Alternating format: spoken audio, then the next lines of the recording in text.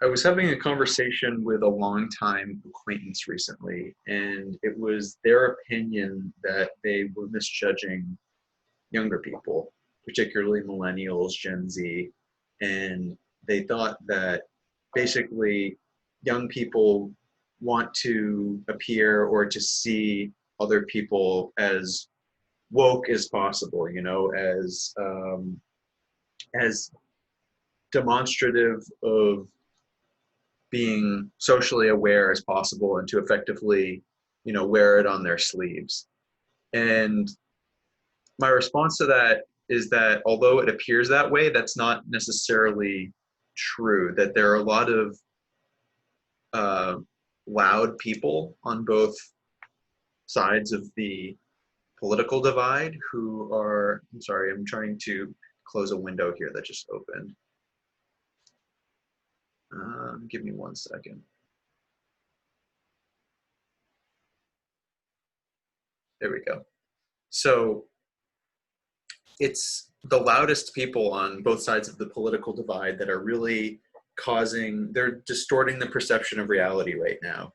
And a lot of people are really just fed up with both sides.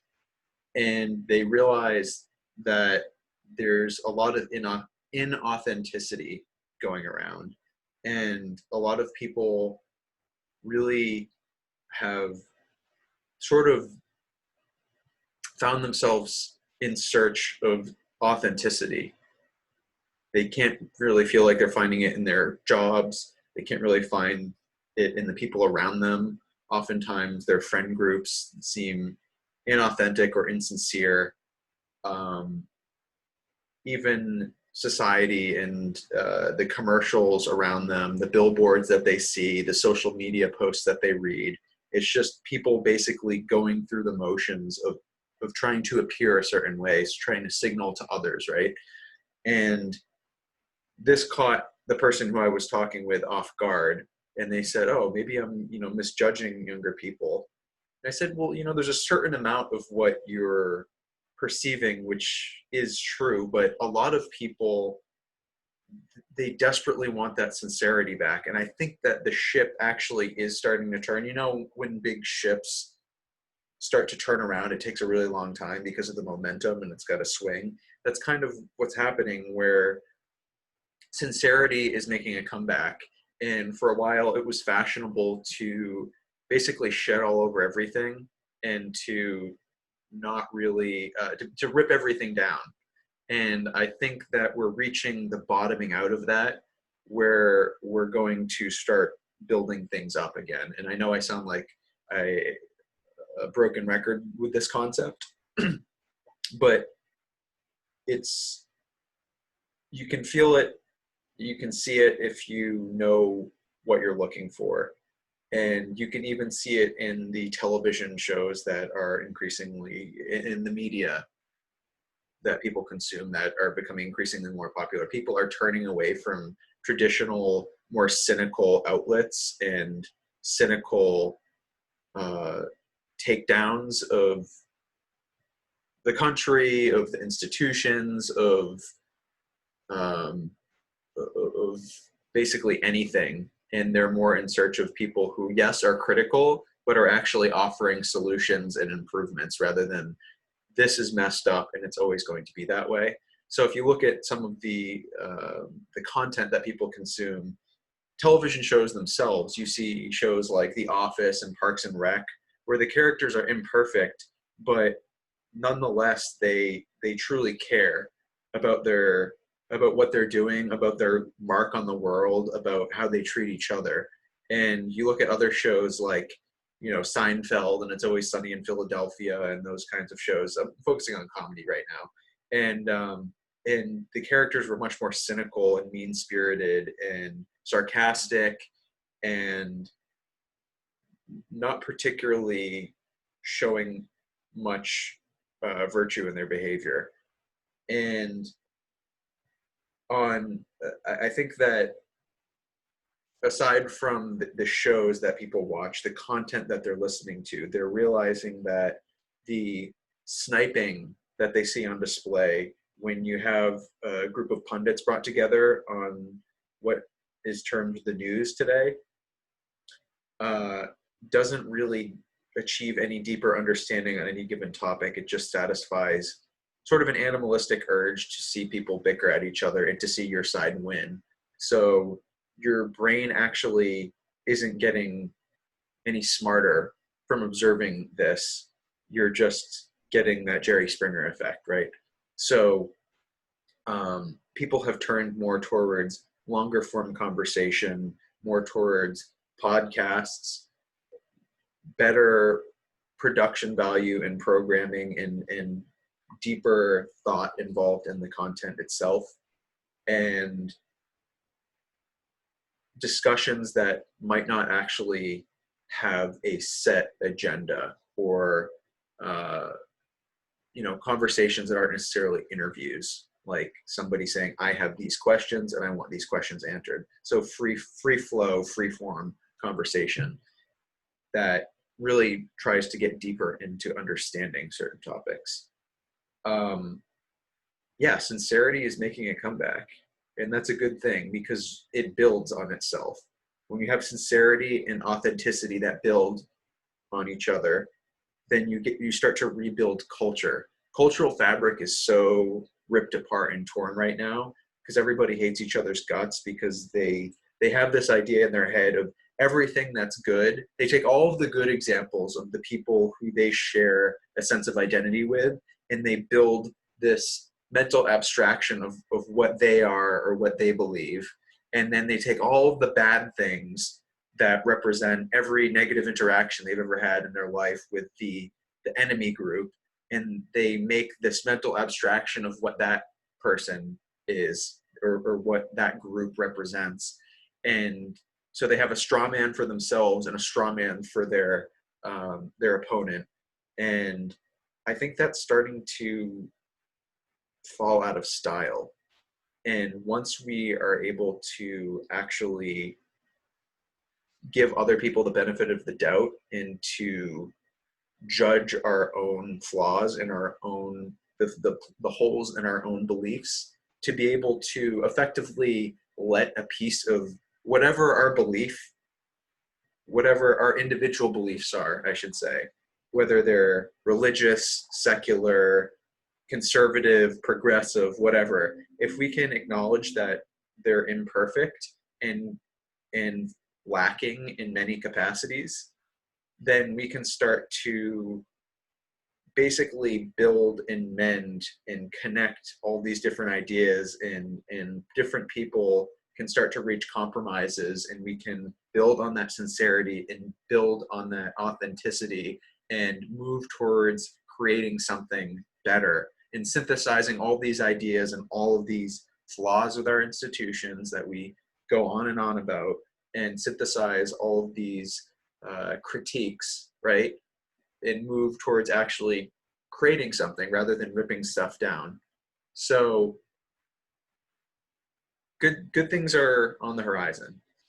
I guess I should also get into, let's see, I have a list on my phone of, this is another little grab bag type episode where I have a bunch of topics that I want to hit in a row. So over the course of, I've talked about this a bunch of times, so check out that, I think it was 2 episodes ago, I was talking about the fourth turning.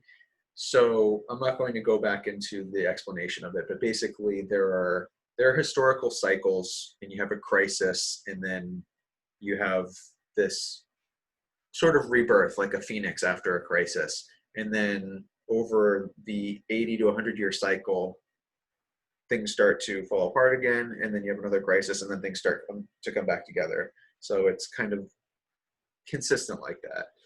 And over that cycle, power and wealth starts to become entrenched, and institutions become corrupt and sclerotic. And by the time the crisis occurs, those institutions and the power and the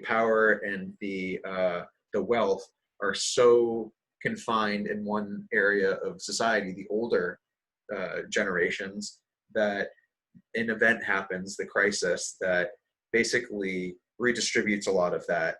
And the goal is to minimize how violent and tumultuous that is. The previous one was the Great Depression and World War II. And you think about the GIs coming home from war, and they had proved themselves and they were trusted, and they were effectively given the reins to determine what the post-war world would look like. And they created highways and suburbs and basically everything that we know today was devised in that post-war world. Most of the technological institutional structures. So that is going to occur if younger generations prove that they can be trusted and continue to speak to older generations and keep them abreast of the changes that are occurring. Because what younger people need to realize is that it's incredibly anxiety inducing to see the rapidly accelerating pace of technological change, and how our institutions basically need to be modified pretty profoundly to keep abreast of that. And we're at this, I don't know if I want to call it an inflection point, but we're at this beginning of a hockey stick curve where for most of human history, you get some innovation here and there, but it wouldn't change the course of life too profoundly. But now innovations in technological improvements are happening so rapidly that it's shredding apart any sense of calm or consistency that the human brain typically expects. So we need to assure the older generations that, hey, we got this. We appreciate what has existed and the institutions that we're inheriting, but some of those institutions are no longer going to be relevant. Some of them need to be changed profoundly, and some new institutions need to exist to incorporate all of these new ideas and all of these new developments that have come about in the last 80 to 100 years. And that's going to be a tough pill to swallow, but it's really important that we emphasize that every generation that comes along, it's not like any generation is inherently better than the previous generation. It just builds upon the previous generation. As Bill Maher put it once, we're no better than our grandparents were. We're no more moral than they were. You know, morality progresses over time, but we're basically the latest generation iPod or iPhone. So every generation needs to realize that they are just a single point on a continuum, and their experience over time, they take for granted everything that came before them, which was hard won and hard fought. And they see the things that happen after them as tearing apart their sense of security and what they built their identity around as they were growing up and informing their self-perception, their self-concept. So it's something that afflicts everybody, particularly over the last 2 centuries since the Industrial Revolution. The pace has picked up precipitously, and it will continue. We're about to get launched through a rocket ship as a species, as a culture, as a whole bunch of cultures, as a planet. So we need to keep the phone lines open, so to speak. We need to keep conversations happening, and those conversations need to happen across demographics, age, race, gender, sexuality, whatever. Ideology, of course, or secular, religious, across every dividing line between people. And if we prove that we are willing to do that, willing and able to do that, then we'll all be on board for the ride. But we need to prove, as we continue along through this crisis, that we're ready and that we're capable and that we're grown-ups. And we need to also think about how the information that we consume today, in the past, there's this false notion that media in the past, news, which was presented by Walter Cronkite, beamed into people's living rooms, right? That news was inherently better in the past because the message was clear and it was given to the people, whereas today everything is kind of fallen apart. So you're getting all these mixed messages of all of the networks, and then not only that, but you're getting what's on the internet and what's on podcasts and what's on here and there. Media wasn't, I should say news wasn't necessarily better in the past. It was just fewer. So there were more gatekeepers, or there were, I guess you should say that there was one or two or three sources of news. So there was much more of an inertia for information to get to the public for consumption. And that means that the message was more controlled and more propaganda based. So what was seen as news in the past wasn't necessarily better in the quality of the news. It was just more limited and refined in what was being presented. So people were being told what to believe, and it was just easier. I think that there's a wide range in people's ability to effectively decide what to think and how to filter the information that comes into their brain and decide what works, what doesn't, what makes sense, what can be disproven. And so there's so much bombardment of information now. There's a perception that the news or the information is worse, when in reality it's just more contingent today upon the individual to have a good filter in their brain to determine what is good, what isn't, and to draw from as many sources as possible, really. And not everybody is equally adept at doing that. And this is something we really need to help each other with, is talking about in a non emotionally charged way why different sources of information are flawed, and helping each other to basically integrate all these different ideas and all of these sources of information into a coherent reality. And it's going to be difficult to do, I'm not going to lie, but you should be drawing less from network news today. So I think we're shifting away from the idea of network news to networked, with an ED at the end, news. And that means that we have investigative journalism, documentaries, podcasts, social media to an extent.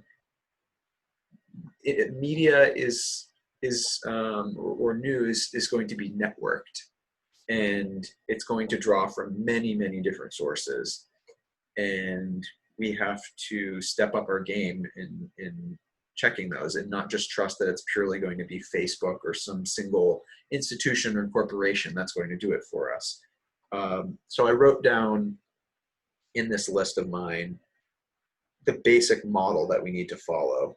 So the first step is observing. You have to be a really good observer of what's around you. And part of that is knowing where your own mental flaws are, and what would cause your brain to cherry pick what you see. You know, to speak frankly and to use the words that are popular right now, what your biases are or your prejudices, right?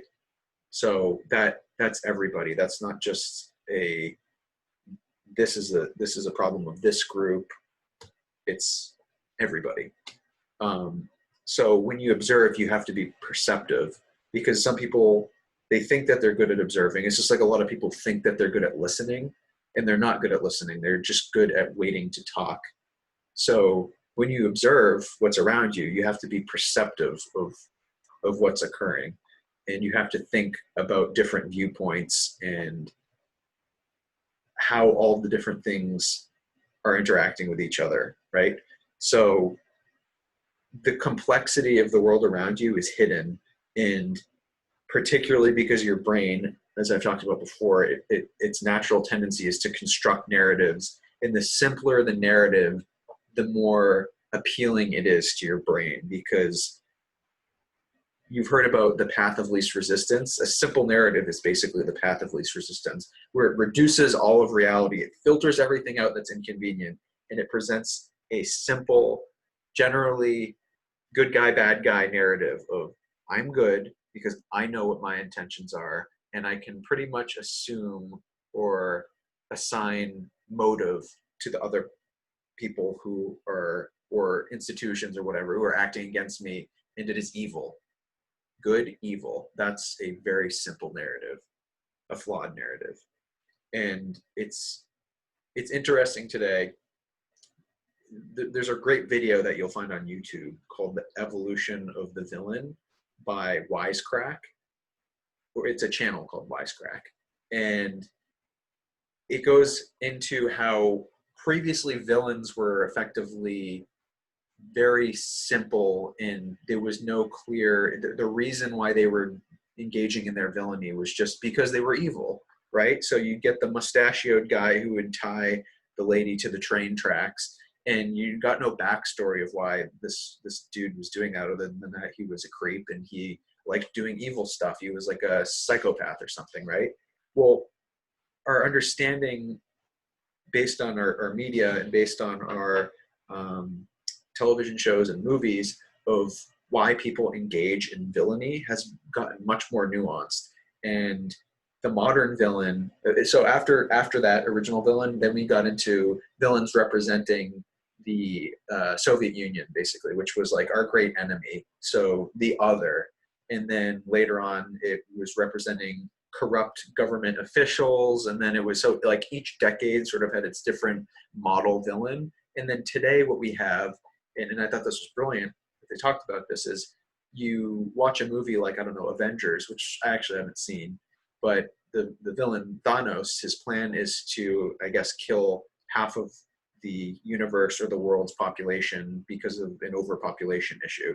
So his goal is to basically fix a crisis, but his method is to murder half the world's population, right? So things get much more complex when you view villainy from that perspective, because you say like, well, this person actually, like, they're trying to solve an issue, but it's almost like if you've seen the movie A Few Good Men with Jack Nicholson and Tom Cruise and Demi Moore, where at the end he says, you can't handle the truth. He was accused of a crime he was a guard at Guantanamo Bay. He's a military guy. And he said, you need me up on that wall. You need me doing what I'm doing because you live in your comfy homes thinking that you're, morally superior and elite. And you're only able to have that perception of yourself because I'm doing the dirty work somewhere. It's the same scene that if you've ever seen the movie Scarface, where Tony Montana is in the restaurant and he's like, say goodnight to the bad guy. I'm the villain, and I do what I do so that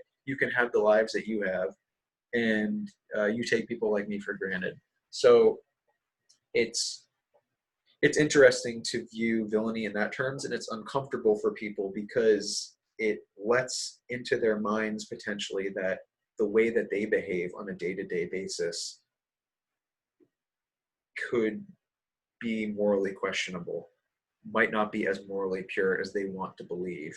And the more people insist on their moral purity and trying to see other people's moral purity, the more that they purge people who don't show it, the more evil and morally compromised those people become. If you look at the Germans, the Soviets, Americans, any group in history, the Hutus and the Tutsis and the Balkan Wars, and like every group thinks that they're justified in what they're doing because they have the narrative in their head of this is self-evident because of their viewpoint. This is just, right? So it's really important that we think about that and we don't get led down roads individually where we're justifying atrocious behavior.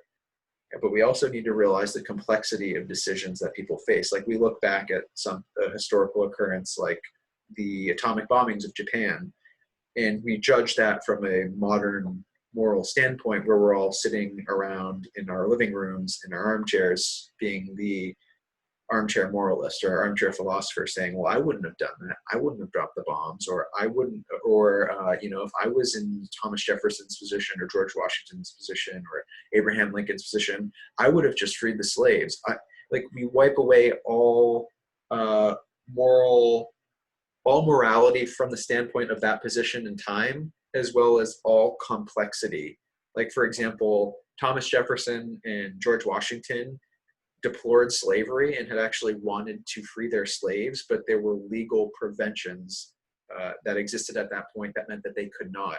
So they effectively had to hold on to their slaves and allow them to live as free people, although they still had the legal title of slaves, and also provide for them in their wills.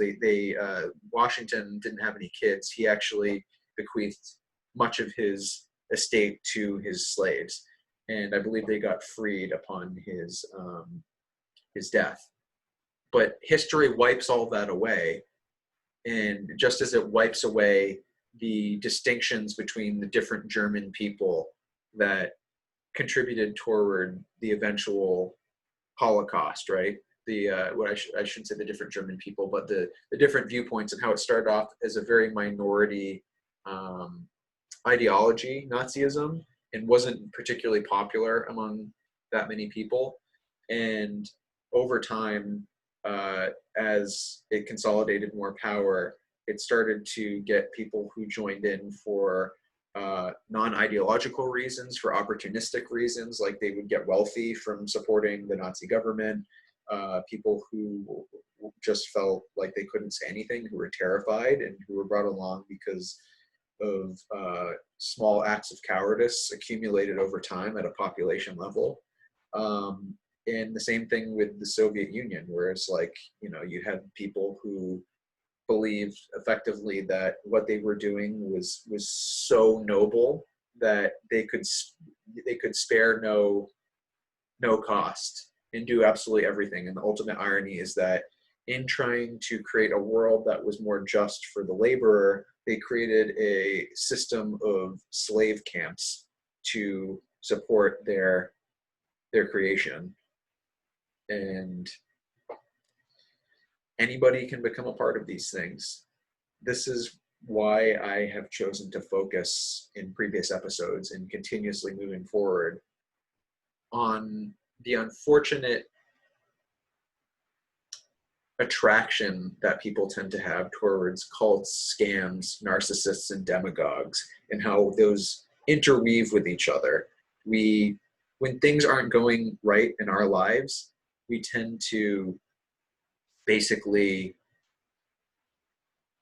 try to ask somebody to come into the rescue. And there are plenty of people with those simple stories who will say, I'll fix it for you. You just have to pledge your full allegiance to me or to this cause or to this thing, and to not question it, and to not go to exterior sources of information to try to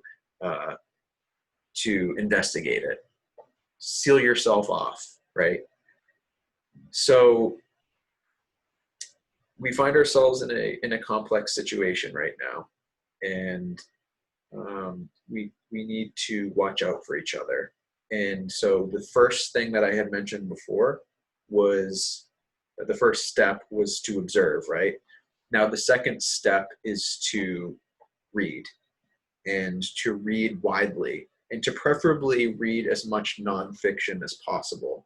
Because a lot of people say, oh, I really like to read, but then they'll read a lot of, fantasy or fiction books, which I enjoy those, and a lot of us do, but they don't enrich your understanding of the world per se. I'm not saying that they don't have commentaries interwoven into them, but if you don't get a juxtaposition of contrasting ideas that over time can become more complex and make you smarter and make you more understanding of the different forces at play in the world, right? So you have to be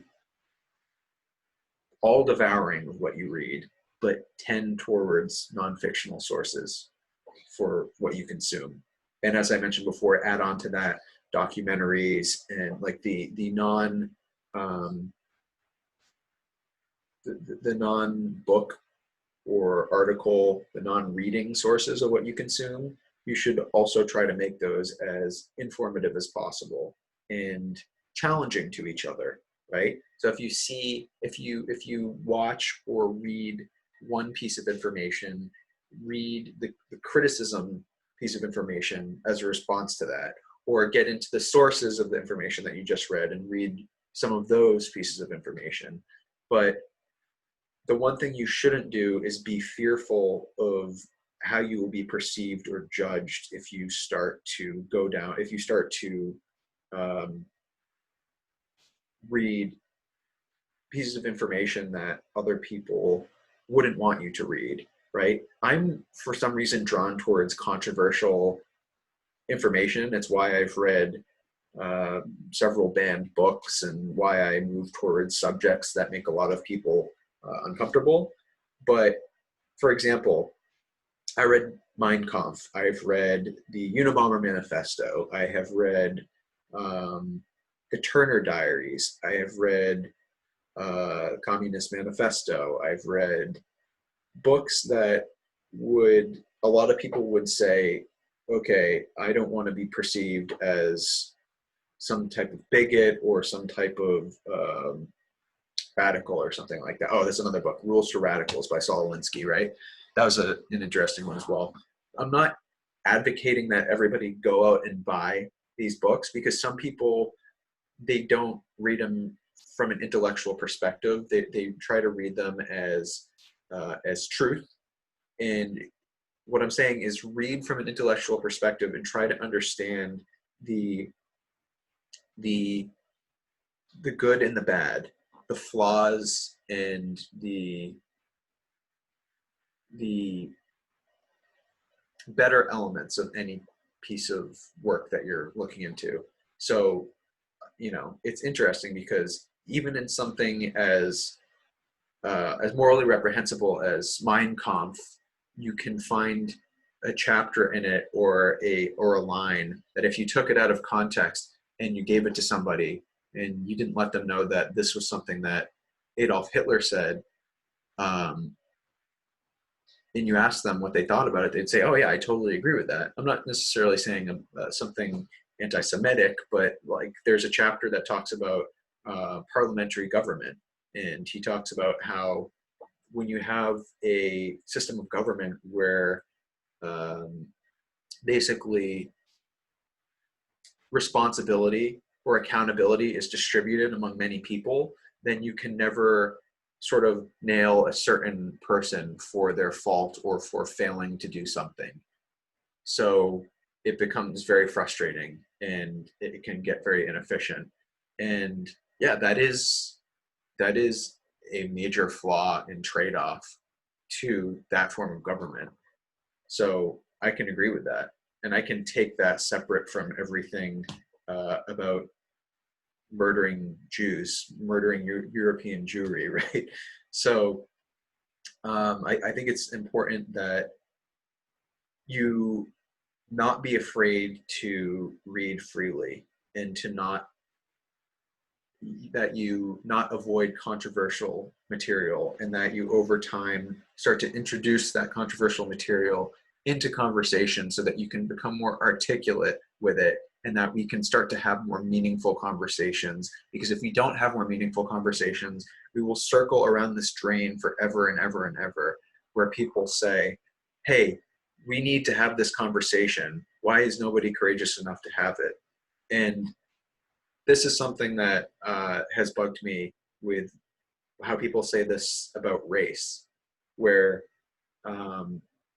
they say that it's basically a platitude, where a lot of people say this country needs to have a conversation about race. And I say, yeah, let's do it. But to just say that and then to not advance the conversation at all is just to score cheap credit, to score cheap social credit points on social media or in some in-person context. Don't just say we need to do it, actually do it, right? Start the conversation. Go out with and it's not something that has to happen in view of everybody. Like this is the sad side of the social media era, is people feel like if it doesn't happen in view of everybody, then it doesn't count. And they'll only say things that are the most sanitized possible things if it's going to happen in front of everybody, because they're scared to death that what they say is going to be said improperly or ineloquently or inarticulately, and is going to be used against them, and is going to destroy their reputation, cause their friends and family to abandon them, cause them to lose their job. And to be honest with you, in a lot of cases, they're right. They would lose their job. They would have their reputation destroyed, because we have allowed our culture to become thoroughly unforgiving and thoroughly uninterested in redemption and thoroughly dishonest in how we attempt to interpret what anybody is trying to say, and thoroughly unwilling to let people be wrong, even in the most momentary thoughts or the most transitive of insights that somebody has. We don't care. If you misstep, you're out. And that's something that we're going to be moving away from, because ultimately we're going to all realize that everybody has dirt on everybody else. We live in the social media age, and anything that anybody says can be taken out of context. Not to mention that the world becomes incredibly boring and basically not worth engaging in if there is absolute punishment to the risk of being interesting. The willingness to offend is the willingness to be interesting. Being offensive shouldn't be your goal. That's just being a troll. But if what you're saying is attempting a higher purpose or trying to approach a resolution or a deeper understanding of something, then you should not shy away from delving deeper into that topic.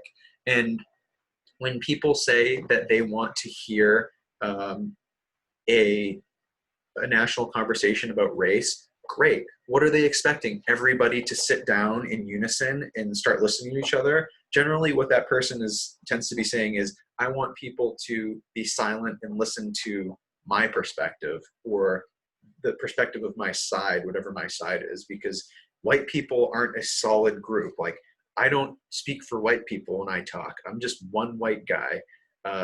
Some black person that talks, they're just one black person, right? So, like, I can only have conversations with mixed groups of people, and groups of people that think like me and groups of people who don't think like me, and meaningful conversations if they're in a contained way. When you try to engage on social media, you're getting pulled in every which direction. Somebody comments and then you try to engage that person. Like, it's a very dishonest and demeaning form of engagement to try to do that on social media. And it's generally orchestrated in a way in which people try to get as much credit as possible, as much virtue credit or moral credit, right? And the sort of the litmus test that I have with people, particularly because it's generally a lot of liberal white people who say that they want to hear this conversation, that they want to hear the race conversation, is how do you feel about hearing the word nigger? Or say it. Will you say the word nigger? And they would be taken aback by that, right? Like, oh my God, what? And if you are unwilling to say a naughty word at no one in particular, then you are not prepared for this conversation. If you think that this is just going to be like an easy conversation where nobody's going to get angry and no sensibilities are going to be crossed, you are not prepared for this conversation. You are simply trying to basically chirp people. You're effectively being a mosquito where you're just nagging people and trying to poke them and say you're not a good person for not having this conversation when you yourself are not having the conversation either. All you're doing is saying we should have the conversation. And the reason why I use the word nigger in particular is because that's an example of a word that inflames people right now, and for good purpose. It has historical connotation, and when it's used against somebody, it's incredibly demeaning and is meant to remind them of a time where people were considered property. They're particularly their own ancestors, right? But the word itself, when used intellectually, is just like kind of an unloaded gun, where like you can pick, or a loaded gun, whatever, right? Like you can, if you pick up a loaded gun and aim it at a target, there's nothing in fire and hit the target. There's nothing wrong with that, right? If you start waving it around and pointing it at people and calling people it, then that's when it becomes an issue. But we need to, like, if we can't even cross that threshold, then we are unprepared for the intellectual complexity of this conversation. The people who try to get the cheap credit points, they're just oftentimes, what I see, actually totally unprepared for the conversation that would actually ensue, and would be made extremely uncomfortable by it. And guess what? The best conversations do make a lot of people uncomfortable, and there's a catharsis in those conversations, because if people start to listen to each other through their mutual discomfort, then they start to solve things, right? If I get banned, or if I get demonetized because my video has the word nigger in it, and I'm not actually being racist or calling people this, or using it in a blatantly racist manner, then the conversation is being censored, and people cannot get enrichment out of it, and we will be stuck in the mud, and this will never, ever be solved, right? So I invite anybody that wants to have a deeper conversation about race, because there are merits and criticisms of all sides of the arguments. Then I invite people. I will have the conversation. I will lead, or be a forum in which the conversation can occur for other people to listen to. All that is required from anybody listening's perspective is to actually determine what is worthwhile and what is worth having courage for. Because if everybody continues with small acts of self-preservation and small acts of cowardice, then nothing ever gets done at the collective level, right? So think about that. Something that I think needed to be said.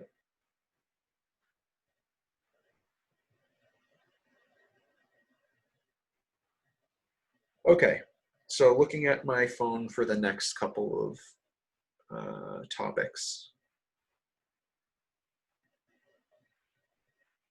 Oh, this is what I should have mentioned before, is these cycles that occur where we reach a certain point in time where we all of a sudden can get a lot done, where for our entire lives, for millennials' entire lives, and much of Gen X's life and Gen Z's life so far, we've lived in this world where we just assume things are the way they are, and they will be that way indefinitely, and that's just, nobody can ever get things done. Gridlock is just what you live with.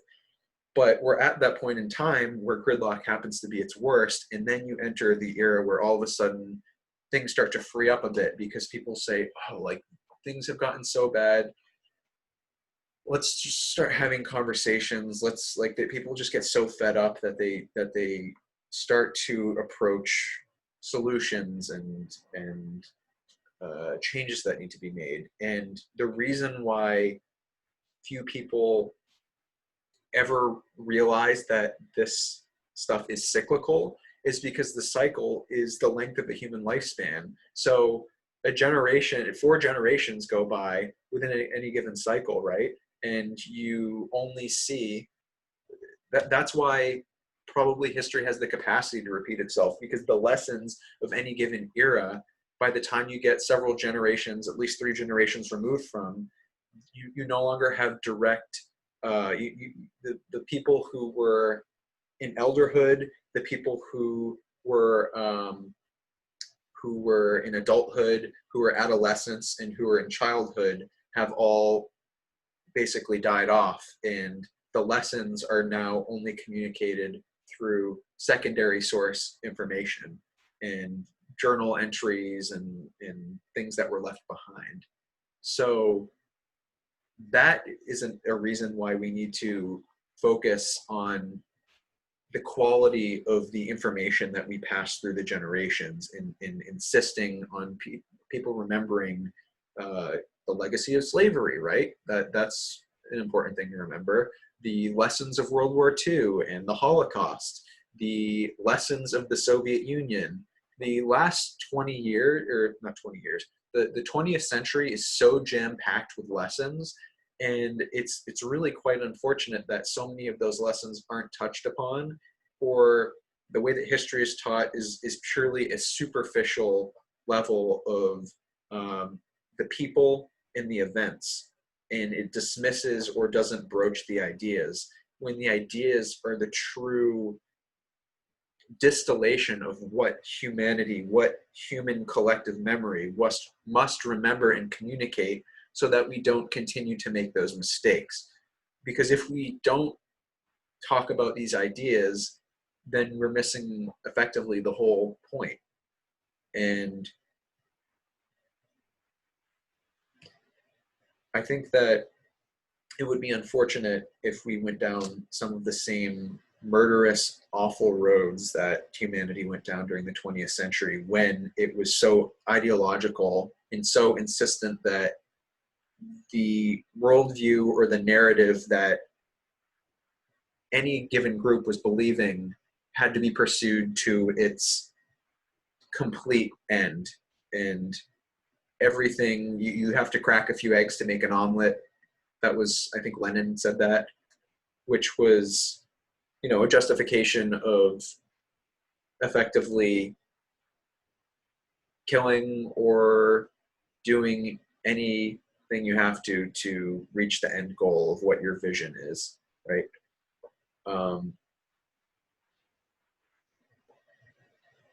Something that we must remember, something that we must improve when it comes to how we perceive and how we teach history. There was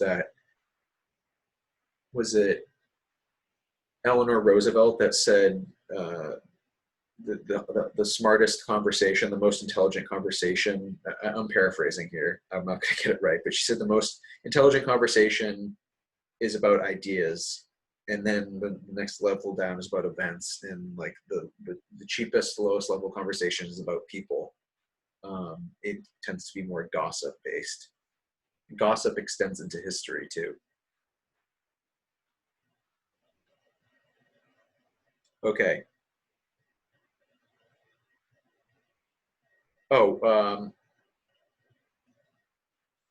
There's an interesting idea that I think has been making its mark for a while, for many decades, and it's the idea of the noble poor. So maybe you have heard the term noble savage before, where we tend to have what's called the halo effect. We put the halo effect around groups that we consider to be victim groups, or to have been at the receiving end of oppression of some kind. And so this is a story that has come out of what occurred with Native Americans, where, particularly the Trail of Tears, things like that, the reservation system, this view that before Europeans arrived, that there was this utopia that existed and everybody was peaceful, and that's just not actually the case. There was intense warring between different tribes, and there was pillaging and raping, and this idea of the noble savage of they used all parts of the buffalo, and okay, yeah, that might be true, but they also drove an entire herd of buffalo off the cliff and then chose one buffalo. So like maybe on an individual animal, they use different parts of it, which I've also heard isn't necessarily true. And that might have been more true on one given tribe, but it's another example of collecting all the best examples of um, of Native American behavior and the worst examples of European behavior, right? And creating these cliches, basically, these stereotypes of each. Um, so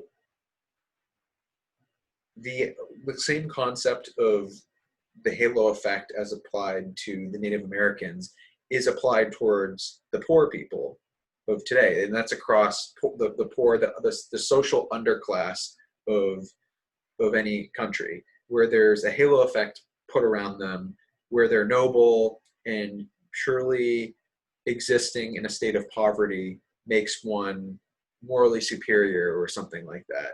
And it certainly doesn't make anybody morally inferior, but there's no moral content to existing in poverty.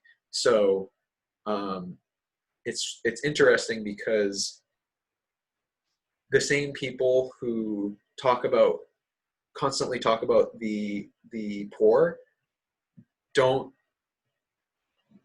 talk about or don't integrate the idea that the poor often don't engage in behavior that they would endorse themselves, or that they would find appropriate, or that would offend their bourgeois sensibilities. Like the same people that talk about the nobility of the poor and how they are, you know, constantly victimized, don't consider, first of all, that this isn't a group that stays the same all the time. People are constantly shifting in and out of poverty, right? Obviously, there are people who are going to stay in poverty their entire lives too, but there are different behaviors and cultures surrounding poverty that reinforce poverty and which would deeply offend. It's not like the same conversations that are happening in galas and in sort of like the intelligentsia, the way that they talk about poverty are being held among poor people themselves. A lot of, you know, like gangster rap, for example, or the fact that a lot of poor people voted for Trump, like these would be considered deeply like, okay, let's not think about that, or that's inconvenient, or those are the wrong poor people. Like I'm only considering the nice, neat poor people who ascribe to the way I think poor people ought to behave, right? So it's interesting because we saw this in the previous election, how and in elections before that too, is how the way that the political right regards the urban poor, in the way that the political left regards the rural poor, the urban poor being predominantly different, multicultural, and the rural poor being predominantly white or from European descent. They regard each other's poors with contempt and sort of wrong think, right? Where it's like poor behavior runs the gamut, and there's like good people or people who, I don't like to say good people or bad people, because people do good things and bad things in any given situation, and there's no like moral purity consistency throughout people's lives. You know, people can follow patterns and generally do good things or bad things, but I don't like to say good people, bad people, but anyway, it's like that's how people tend to think about the poor, and this tends to be a phenomenon, once again, of the modern left, particularly right now, as regards the poor white people who chose Trump on a Hail Mary. It's like, oh well, you know, I don't really like their jokes and their memes and the things that they like. I don't approve of them, so they're the wrong poor. And you know, blue collar conversations and what jokes occur in bars and things like that would just like completely shock and appall a lot of people who have an idealization of what, and I know that blue collar and poverty aren't the same thing, but I'm saying that like there is an overlap, but it's just people need to reconsider their views of entire groups of people, and that they're coalitions of vastly different individuals rather than just assigning a noble character to represent a different group.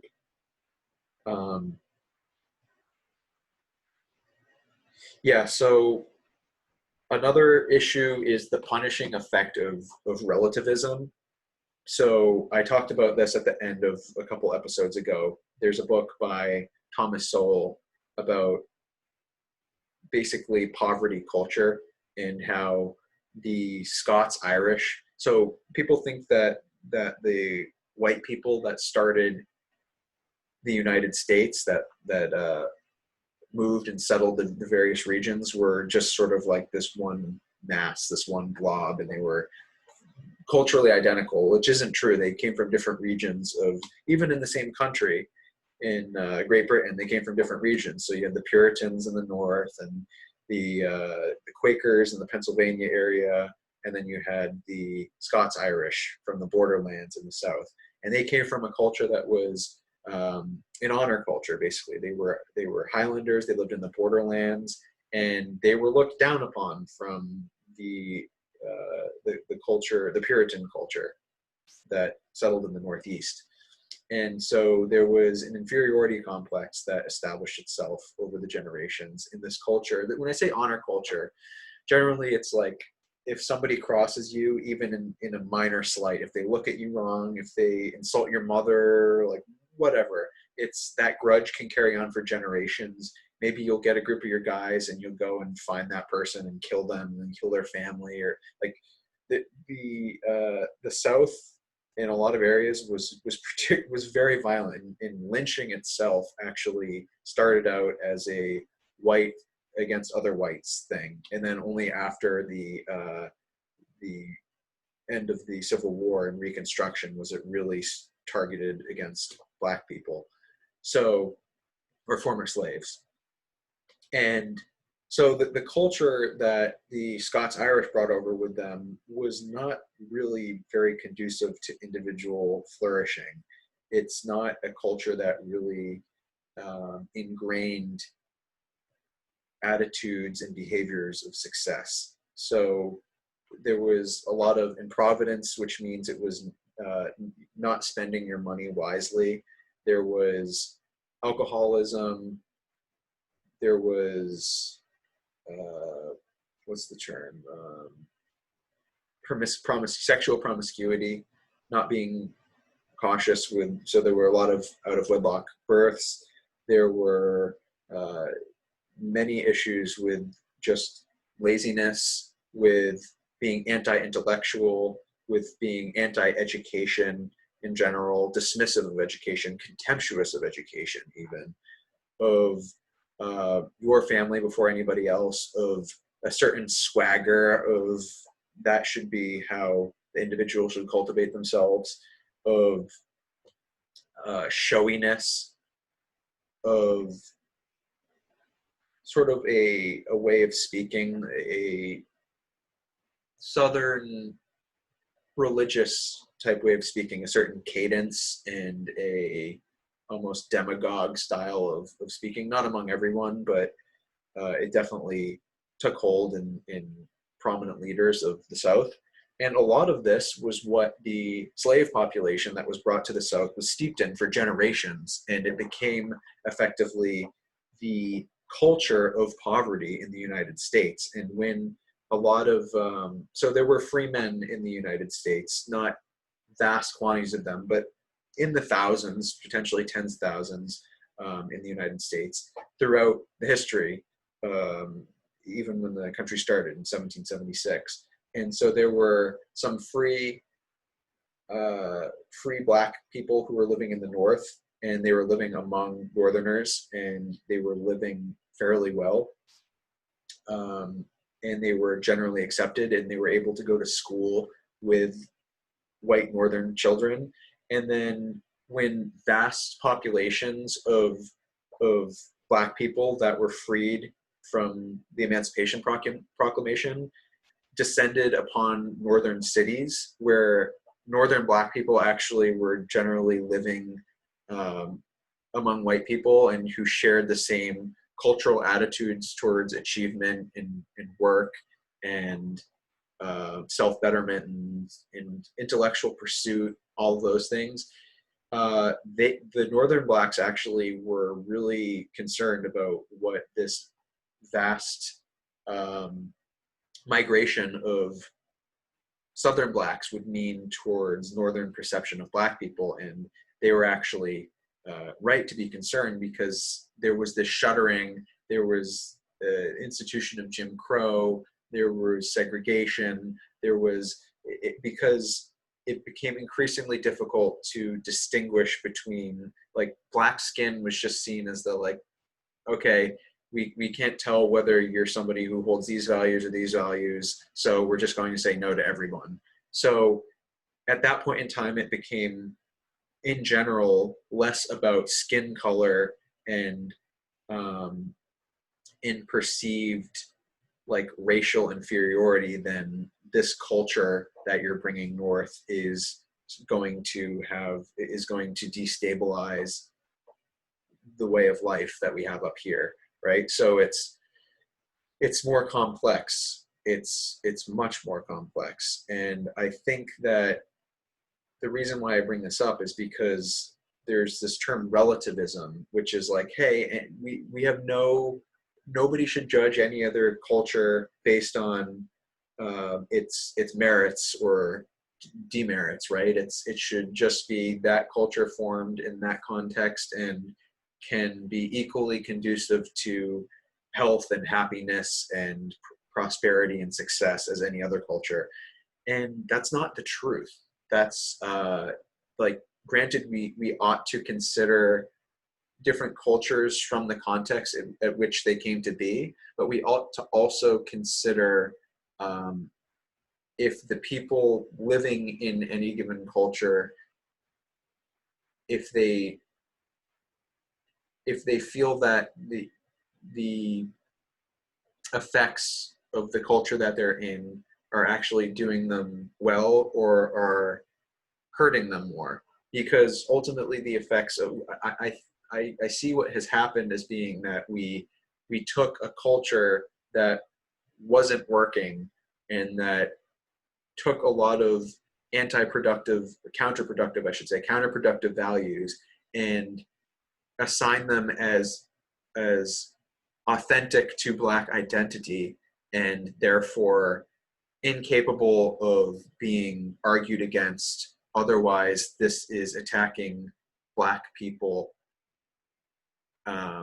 This is attacking the root of Black people, or their very essence, and is inherently racist. And in reality, you can say the attitudes and behaviors of a lot of Black people in the country, as a result of generations of this culture being imposed and then reinforced as hey, this is inherently Black, has done immense damage. And we need to talk about how we can backpedal a bit and allow everybody to basically move forward and engage in productive, meaningful vocations and find their happiness without trying to avoid tough conversations, I guess.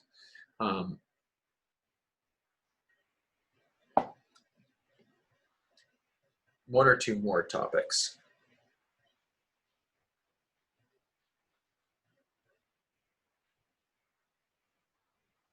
Okay, so I had mentioned earlier, I never mentioned the third part of kind of the model that I was talking about when I mentioned observation and then reading. And the third part was actually thinking. And So that's one of the most important parts. The thought is essential because it merges all of these different ideas and perspectives. It synthesizes them into a, a more fluid whole. And you're constantly going to be taking pieces out and putting new pieces in and trying to get a better understanding. But you have to get your understanding as broken down as possible before you can try to build it up into something meaningful and consistent and understandable as possible. And part of that merging of ideas and perspectives is sharing and refining through conversation. So definitely continue to have conversations with people and to bring up uncomfortable topics. It doesn't have to be at dinner parties, right? But if you don't make opportunities for tough conversation, then conversation will always be stale and boring and within an acceptable border of what is considered unoffensive to people's sensibilities.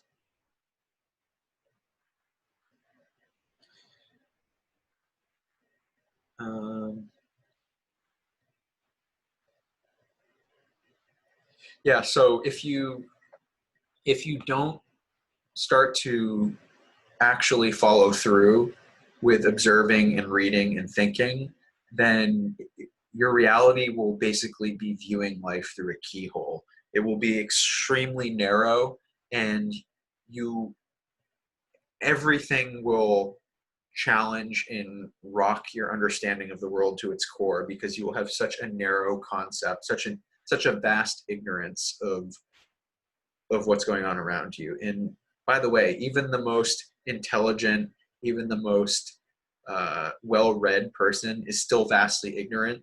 The difference is that those people realize that they know nothing. They, despite all that they have read or all the knowledge that they have, what they actually know, what they are certain of, is potentially less than the person who has read next to nothing, because only that person is certain of what they believe because they cling to it because that is all they know. But as you start to accumulate information, they start to challenge the different bits start to challenge each other, and then it becomes increasingly difficult to take completely opposite things that both seem to make sense and to merge them together into coherent reality, even though both from different vantage points can actually make sense. So something to consider: don't try to live life looking through a small hole in the door. Open the door. Have the courage to actually open the door and look at things in their entirety, or as close to their entirety as you can, as you're capable of pursuing.